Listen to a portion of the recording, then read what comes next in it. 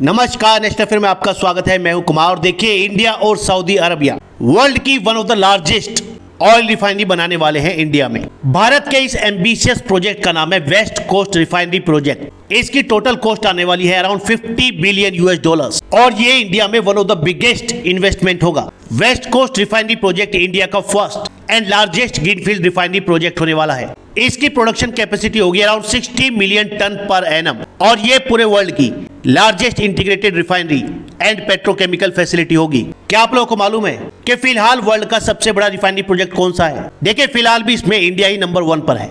भारत के रिलायंस ग्रुप की जो जामनगर रिफाइनरी है गुजरात में, फिलहाल इसी को सबसे बड़ा रिफाइनरी प्रोजेक्ट माना जाता है।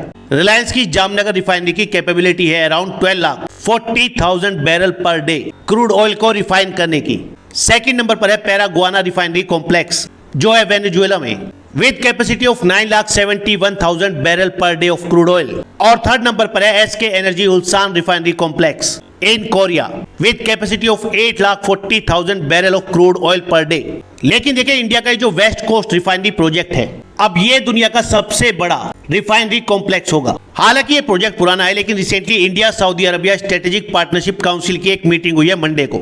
इसको चेयर किया था भारत के प्रधानमंत्री नरेंद्र मोदी ने और सऊदी अरबिया के क्राउन प्रिंस और प्राइम मिनिस्टर मोहम्मद बिन सलमान अल सऊद ने। और इस मीटिंग में डिसाइड किया गया है कि इस प्रोजेक्ट के लिए एक जॉइंट टास्क फोर्स स्टैब्लिश की जाएगी जो ये देखेगी कि वेस्ट कोस्ट रिफाइनरी प्रोजेक्ट जो है वो जल्द से जल्द कंप्लीट हो, जिसमें Saudi Arabia around 50 billion dollar invest करने वाला है। इसके लिए एक मॉनिटरिंग कमेटी भी बनाई जाएगी जो ये देखेगी कि इस प्रोजेक्ट की जो प्रोग्रेस है वो एज पर प्लान चल रही है।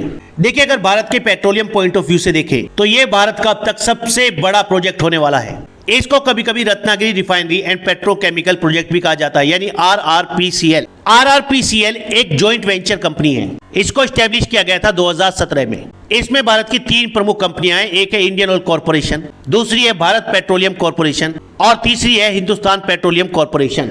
50% शेयर था इंडियन ऑयल कॉर्पोरेशन का और बाकी दोनों कंपनियों का 25-25। इस प्रोजेक्ट के अंदर भारत सरकार की ये तीनों कंपनी महाराष्ट्र के रत्नागिरी में एक इंटीग्रेटेड रिफाइनरी और पेट्रोकेमिकल कॉम्प्लेक्स बनाने वाली हैं।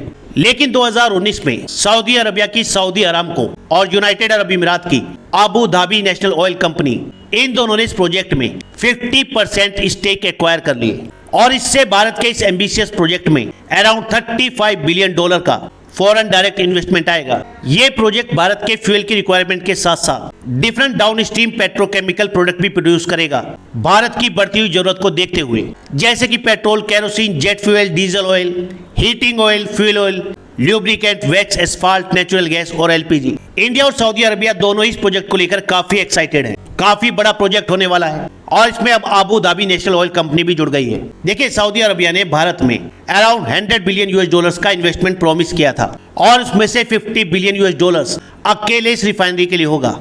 अकॉर्डिंग टू द रिपोर्ट्स, इस प्रोजेक्ट के लिए अराउंड 15,000 एकड़ लैंड की जरूरत पड़ेगी। इस प्रोजेक्ट में 3 रिफाइनिंग यूनिट्स होंगी और हर यूनिट की कैपेसिटी होगी अराउंड 20 मिलियन मेट्रिक टन और ये तीनों यूनिट एक साथ मिलकर around 1.2 million barrel of crude oil per day process करेंगी।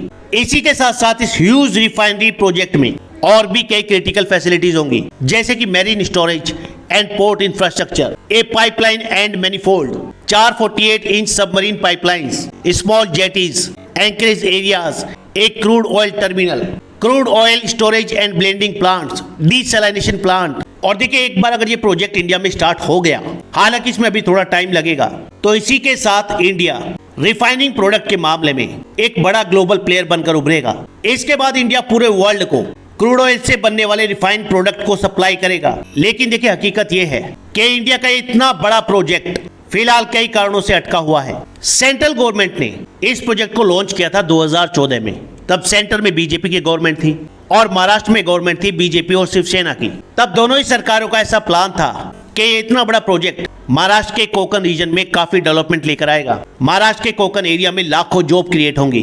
पहले ये प्रोजेक्ट लगने वाला था महाराष्ट्र के कोकन रीजन के रत्नागिरी और सिंधुदुर्ग डिस्ट्रिक्ट के लगभग 17 विलेज में। इस प्रोजेक्ट की मेन ऑयल रिफाइनरी होने वाली थी नानर विलेज में, जो पड़ता है रत्नागिरी जिले में। लेकिन वहां के जो लोकल लोग हैं वो इस प्रोजेक्ट का कड़ा विरोध कर रहे हैं। उनको डर है कि इस प्रोजेक्ट के आने के बाद उनका जो लाइवलीहुड है, यानी रोजगार का जो जरिया है, वहां की ट्रेडिशनल सोर्सेज से वो खत्म हो जाएगा। भारत का जो कोकन रीजन है ये फिशिंग, पैडी कल्टीवेशन, मैंगोज और जैक फ्रूट के लिए फेमस है, जिन्हें वहाँ के लोकल रेसिडेंट उगाते हैं। अब ये कोकन रीजन एरिया माना जाता है शिवसेना का, और वो इन प्रोटेस्ट को सपोर्ट कर रही है अपने वोट बैंक को बचाने के लिए।